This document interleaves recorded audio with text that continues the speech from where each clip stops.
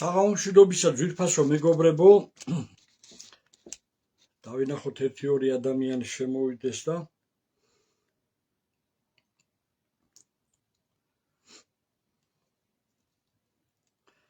მე გუშინ მინდოდა განმეხორციელებინა ძალიან მნიშვნელოვან თემაზე, მოკლე ის მექნება ახლა ლაივ ჩართვა, თუ აი ამ ძიმე მდგომარეობაში რა როლს დაიკავებს ეკლესია, ამაზე მინდოდა გუშინ მესაუბრა, მაგრამ ამდენჯერმე გამეთიშა, არ ვიცით ისი მიზეზი იყო, სამივე ცდაზე გაეთიშა. მე მგონი ისმის ხმა და ეთერში ვარ. მოკლედ მეგობრებო, იცით რა რთული პროცესები მიდის საქართველოში, ძალიან მძიმე მდგომარეობაა და ყოველი დღე არის უმნიშვნელოვანესი და ამ ბრძოლაში და ამ სიტუაციაში უმნიშვნელოვანესი როლი ეკისრება საქართველოს ეკლესიას. ვართ პირდაპირ ეთერში, ვინმე დამიწერეთ ერთი რამ.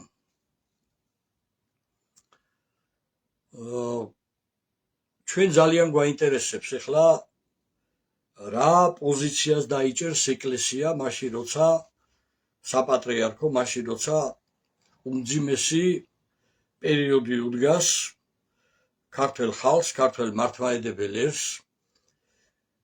იცით რომ კატასტროფული დემოგრაფიული მდგომარეობაა, იცით რომ ყველა მხრიდან გვიტევენ და უმძიმესი დაძაბული მდგომარეობაა. აქედან გამომდინარე, ძალიან დიდი მნიშვნელობა ენიჭება იმას, თუ რა პოზიციას დაიჭერს საპატრიარქო და ეს იქნება ღია მხარდაჭერა თუ არა ქართველი ხალხის მიმართ. ეხლა ხშირად უთქვამთ ხოლმე, რომ ჩვენ პოლიტიკაში არ ვერევითო, მაგრამ აქ პოლიტიკაზე აღარ არის საუბარი. ჩვენ არა ვართ პოლიტიკური პარტია, ეს არის შექმნილი ქართველთა დიდი გაერთიანება მამული ენა სარწმუნოებისთვის, ანუ მამული ენა სარწმუნოების დასაცავად და ძირითადად საქართველოს ეკლესიაც ამას უნდა ემსახურებოდეს და ამიტომ აქ არანაირი ის პოზიცია იმისი არ გაჭრის, რომ აი ჩვენ პოლიტიკაში არ ვერევით. არა, ქართველი ერმა შეიძლება დაკარგოს სამშობლო და ჩვენ სწორედ ამისთვის 21 სექტემბერს ღვთისმშობლობას რესპუბლიკის მოედანზე ჩვენ უნდა შევკრიბოთ მთელი თბილისის და ძირითადად თბილისის მოსახლეობა და რა თქმა უნდა რეგიონებიდან ჩვენი მხარდამჭერები, ის ჯანსაღი ქართველი ხალხი, ვისაც არ ემეტება დასაკარგად საქართველო. აი აქ ჩვენ აუცილებლად გვჭირდება საპატრიარქოს პასუხი, დაუჭერს თუ არა მხარს, გამოგზავნიან თუ არა თავიანთ წარმომადგენლებს და დაგვიჭერენ თუ არა მხარს ქართველ მართლმადიდებლებს.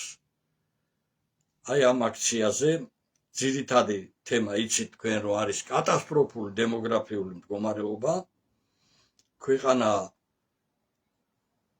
ფაქტიურად იკარგება, უმცირესობაში რჩება ქართველი ერი და აქ აუცილებელია საპატრიარქოს ჰქონდეს მკვეთრი პასუხი. ჩვენ ახლა არ გვინდა წარსულში აღარ დავიწყებთ ქექვას, დღეს უმნიშვნელოვანესია რომ ვიხსნათ ქართველი ერი იმისგან რომ ჩვენ არ აღმოჩნდეთ უმცირესობაში და არ დავკარგოთ ეს ქვეყანა, ამიტომ ერი და ბერი უნდა გაერთიანდეს და თუ ამაზე საპატრიარქოს აქვს სხვა პასუხი, ესეც უნდა ვიცოდეთ, ეს უნდა იცოდეს ქართველმა მართლმადიდებელმა ერმა. ის რომ ყური მოვიყრუოთ ახლა და აი დავით ჭაბუკაშვილის ეს გამოსვლა ვერ მოისმინა სიტყვაზე საპატრიარქომ, არ იქნება მხოლოდ ჩემი გამოსვლა, სხვებიც გამოვლენ, ამას მიეცემა მასიური ხასიათი და ჩვენ ალბათ ოფიციალურადაც მივმართავთ, რომ დადგენ ქართველი ერის გვერდით. აბა ახლა ათასობით ტაძრები რომ ააშენეთ, თუ კი იქ ქართველი მართლმადიდებელი აღარ იქნება, თუ კი იქ მრევლი აღარ იქნება, აი ვისთვის უნდა იქ ადაგოთ, ვის უნდა უკითხოთ აი ეს სახარება, აი გეკითხებით უბრალოდ, თუ კი ქართველი მართლმადიდებელი აღარ იქნება და ქვეყანაში მომძლავრდება ეს აფრიკელები, პაკისტანელები, ინდოელები, არაბები და ასე შემდეგ, მაშინ თქვენ ვიღას საპატრიარქო იქნებით მერე. არ გადარდებთ ეს ამბავი? არ გადარდებთ ის, რომ იყიდება მთლიანად საქართველო და ქართველი რო გარბის მუდმივად? მე ძალიან გამაკვირვა, სხვათა შორის პირდაპირ მინდა აი უთხრა ალბათ ვინმე გადასცემდა მოისმენს ალბათ მოსახლე მეუფეშიო, რომ როდესაც მოსახლე აკეთებს ასეთ განცხადებას და ასეთ სტატისტიკას იშველიებს, სულ მცირე ელემენტარულად სტატისტიკის სამმართველოდან უნდა კონდეს ოფიციალური მონაცემები. და როდესაც აი ასეთ ყალბი ინფორმაცია ვრცელდება, რომ თითქოს თურმე ყველაფერი იმის ბრალია ეს დემოგრაფიული მდგომარეობა, რომ თურმე აბორტები 40,000 აბორტი ტარდება საქართველოში ყოველწლიურად, ეს არის არც ერთ სტატისტიკაში ეს არ წერია, ეს არის სიყალბე და ალბათ ამაზე განმარტება უნდა გააკეთოს ალბათ მოსახლემ, იმიტომ რომ ოფიციალურად ყველგან ფიქსირდება, რომ 14,000-ია ლაპარაკი, მაგრამ მეუფე ამას რატო ამბობს, მე მაშინვე მივხვდი, იმიტომ რომ იგი აქცენტს არ აკეთებს იმაზე, რომ ქვეყნიდან გაუსაძლისი მდგომარეობის გამო გარბის ქართველი ხალხი. არაფერი არ თქვა იმაზე, რომ 100,000 ქართველი გარბის ქვეყნიდან. მხოლოდ და მხოლოდ აქცენტს აკეთებს იმაზე, რომ ხელისუფლებას არ ეწყინოს. და რა თქმა უნდა, ვალდებულება აქვს ხელისუფლებასთან იმისი, რომ თუ აქამდე 20 მილიონი ფინანსდებოდნენ, ახლა კიდევ ზევიდან 45 მილიონი ზედმეტად დააფინანსა კიდევ ხელისუფლებამ. რომ რა თქმა უნდა ემსახურონ მათ, მაგრამ მათ უნდა ახსოვდეთ, რომ ისინი ემსახურებიან ღმერთს, უნდა ემსახურებოდნენ ღმერთს და სამშობლოს და არა ხელისუფლებას. იმ ხელისუფლებას, რომელიც ასამარებს ამ ქვეყანას და თქვენ ხედავთ ამ ყბადაღებულ მიგრაციას და თუ თქვენ სასულიერო პირებს ეს მოგწონთ ქუჩაში რომ დადიხართ და უკვე ქართველის დანახვა რომ გიჭირთ, ჩემთვის ეს გაუგებარია. ჩვენ პირდაპირ მოვიწყოთ ქართველთა დიდი გაერთიანება ღვთის მშობლობის დღეს, მანამდე ჩვენ უნდა ვიცოდეთ პასუხი. ჩვენი მოთხოვნა მანდ რა არის? ჩვენი მოთხოვნა მანდ არის, რომ ქართველ ხალხს აი ამ უძიმეს კატასტროფულ დემოგრაფიულ მდგომარეობაში აღარ ჩაუტარდეს არანაირი გამოცდები და ყველა საქართველოში დაბრუნებულ ქართველს აღუდგინოს აი ამ ხელისუფლებამ კეთილი ინებოს და ყოველგვარი ფინანსური გადასახადების გარეშე აღუდგინოს მოქალაქეობა. და მეორე, შეწყდეს მიგრანტების ესეთი თავაშვებული შემოსვლა, გამკაცრდეს აბსოლუტურად ძალიან მკაცრად და აიკრძალოს საერთოდ ბინადრობის გაცემა უცხო ქვეყნის მოქალაქეებზე. თუ ამაზე საპატრიარქოს სხვა აზრი გააჩნია და არ დაგვიჭერს მხარს, ეს უნდა იცოდეს ქართველმა ხალხმა. თუ რასთან გვაქვს და ვისთან გვაქვს საქმე, ჩვენ ვართ ქართველი ხალხი მარტო და ეკლესია არ გვიჭერს მხარს, თუ ერთად ვართ, აი ეს უნდა ვიცოდეთ, აი ამის გარკვევა გვინდა ჩვენ.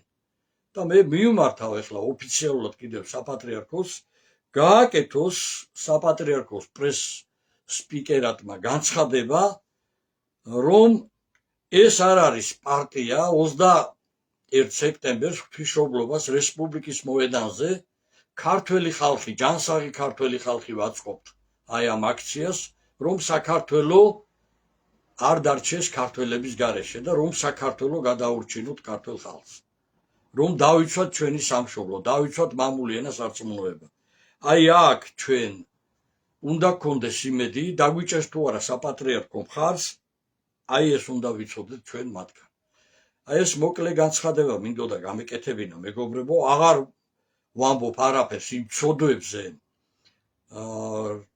რაც ცოდვებიც მათ გააჩნიათ კონსტიტუციური სახელმწიფოს დამხობის დროს, როდესაც არანაირი მხარდაჭერა არ ქონდა ხალხის მიერ არჩეულ ეროვნულ ხელისუფლებას, არ ვახსენებთ ამას, თუნდაც მორატორიუმი გამოაცხადოთ, მაგრამ დღეს მაინც უნდა ვიცოდეთ, საპატრიარქო დადგება თუ არა ქართველი ხალხის გვერდით.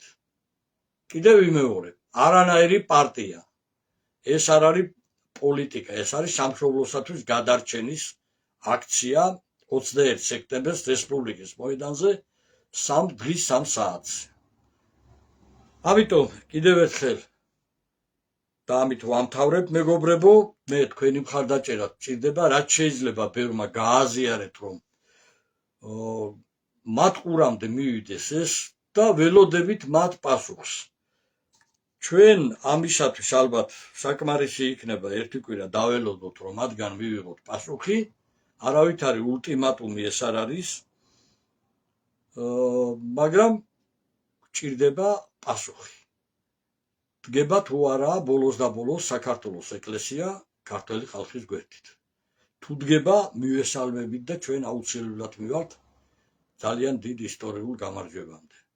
თუ არ დადგება, ისტორიულ გამარჯვებამდე მაინც მივართ, მაგრამ მერე იქნება ბოლოს ძალიან მკაცრი მხილება მათი და აღდგება საეკლესიო სასამართლოს და ყველა გასამართლდება მერე უმკაცრესად სამშობლოს ღალატისათვის და ღვთის წინაშე ჩადენილი ღალატისათვისაც. აი ეს მინდოდა მეთქვა, მადლობთ ყურადღებისთვის მეგობრებო, რაც შეიძლება გააზიარეთ, ძალიან მოკლე ვიდეოა და კონკრეტული ისა შეთავაზება და იმედია კიდევ ერთხელ ყურს აღარ მოიყრუებენ და პასუხს გაგცემენ და ღირსად ჩათვლიან ქართველ ხალხს, რომ გაგცემ პასუხი.